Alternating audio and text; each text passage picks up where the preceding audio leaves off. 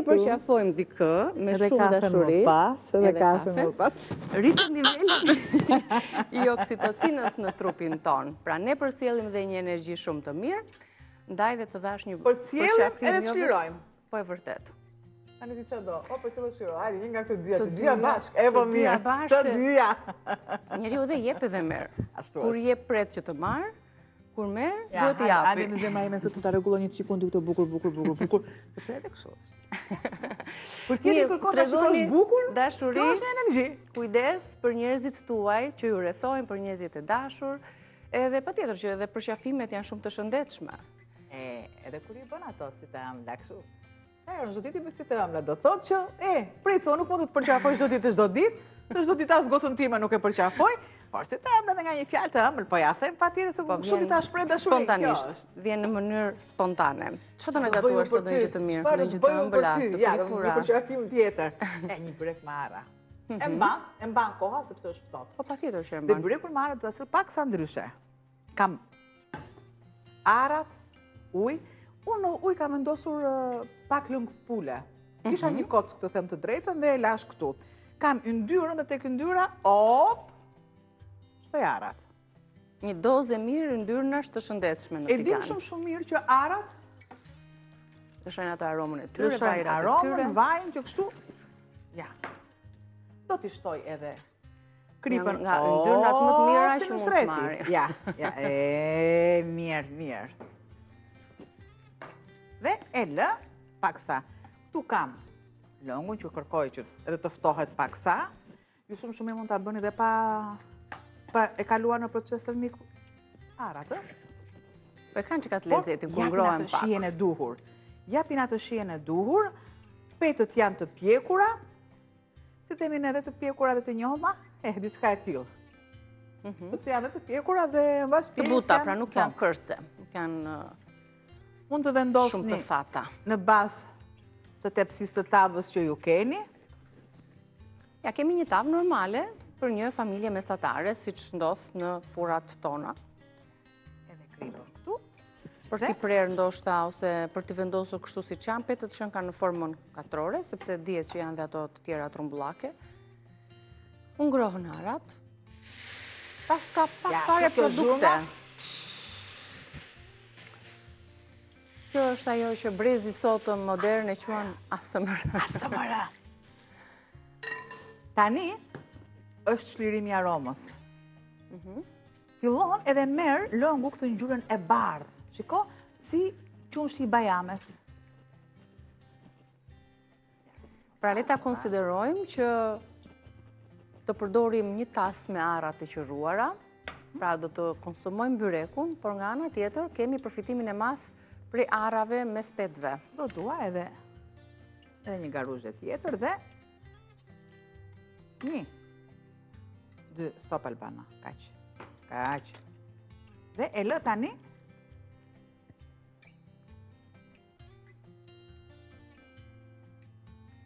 Patito që arrat i kam marrë dhe i kam kaluar në grirse. E dikur, mbaj mend.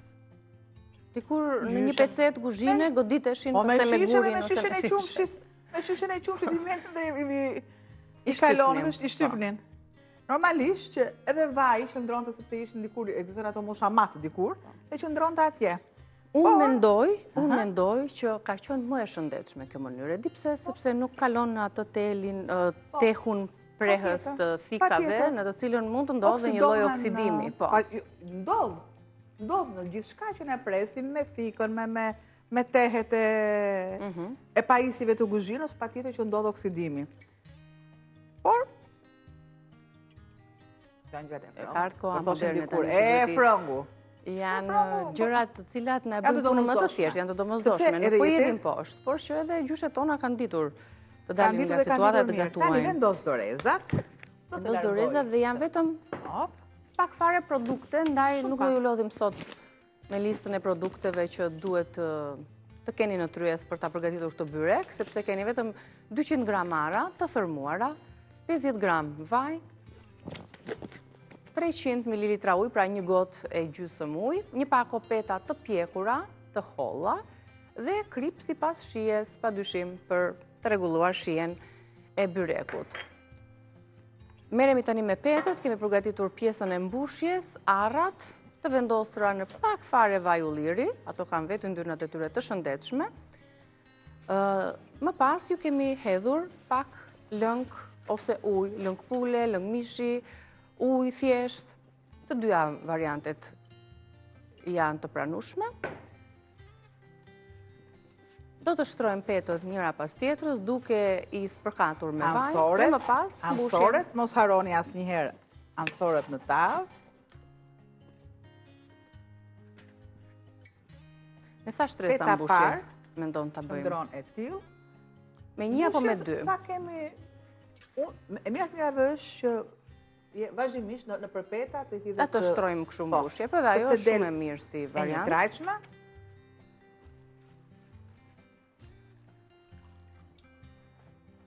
Edhe njomjen të tillë shtetëve. Mos u shqetësoni, kapi nga 2 petë. Njomja. Shiko si e lë paksa, ja ta largojmë edhe këtë që ta kemi tamam.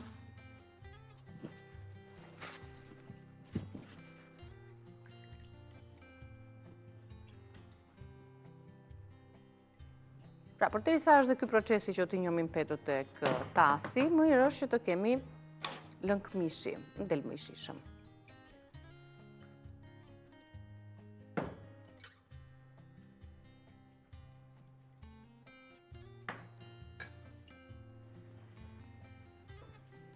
Është e nxehtë, po vetëm kështu ne kemi mundësinë që ta që kam petën. Hop.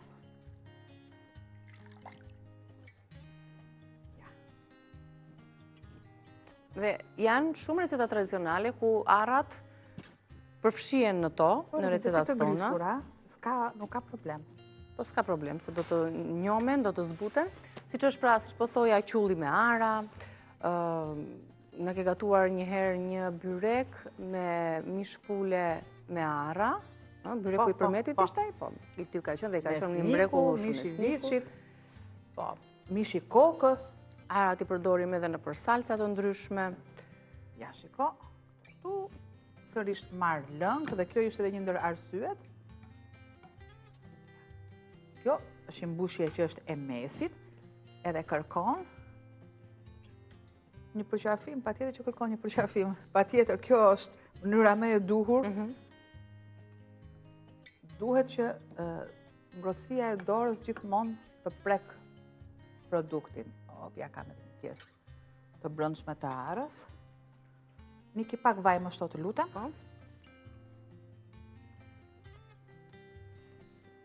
Normalisht që...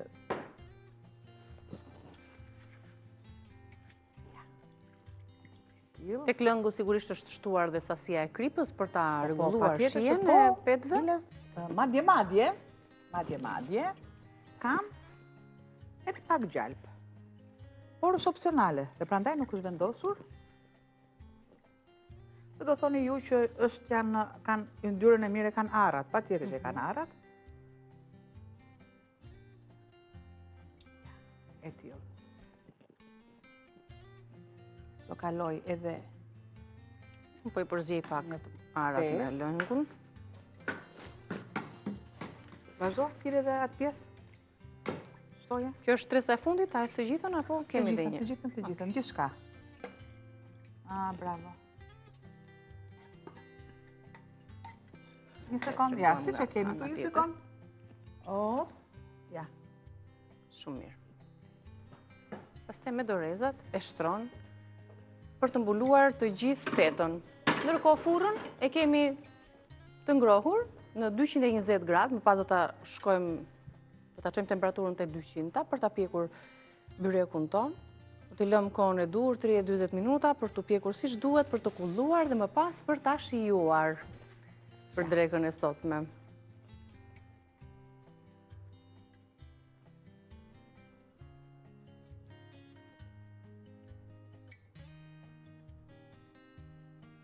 Super, dhe një petë të fundi, do pak ndyrë të kjo pjesa, jo? Tani, këtu,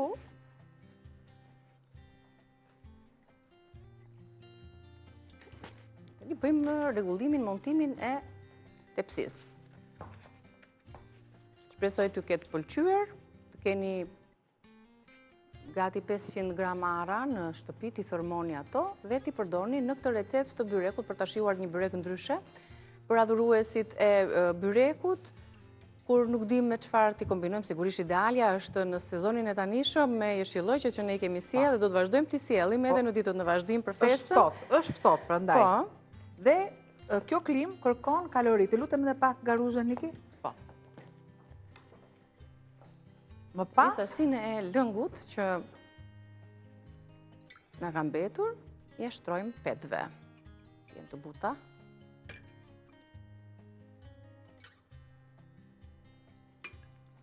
Do të përthithen lëngjet tek petët deri tek mbushja dhe tek peta e fundit përmes ansoreve. E ja tek e përfundojmë këtë byrek në kaq pak minuta. Patjetër që do të njohmen mirë ansoret, se thahen edhe veçohen nga pjesa tjetër. Pra, puna, paka shumë, është si që veprojmë me petanikun me fasule. Me petët e gatshme dhe me mbushjen që janë por thjesht, petaniku me fasule e do petën të pjekur dhe të thatë. Të thatë, po, nga ato që janë kërcet. Tu është ndryshimi.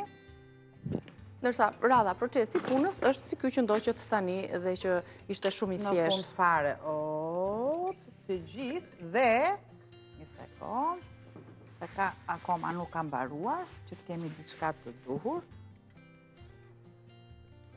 Bëjmë ndarje tani të ketë ajrim brenda, lëngjet gjithashtu të përthithen dhe pjekja të shkojë deri në fund të petëve, të tepsisë. Pra është një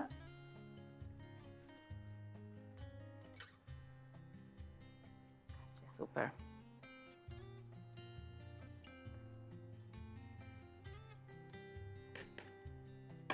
Dhe vajin dhe asgjë tjetër direkt në furrë. Pjekja, si që thamë, në 200, po kjo është në varësi të furrave që ju keni në shtëpi dhe këtë e kemi theksuar disa herë. Po patjetër që nuk mund të themi të saktë temperaturën, unë e kam vendosur në 220. Tani, që shkoj direkt, bëj uljen e temperaturës dhe lëm të piqet. Në 200.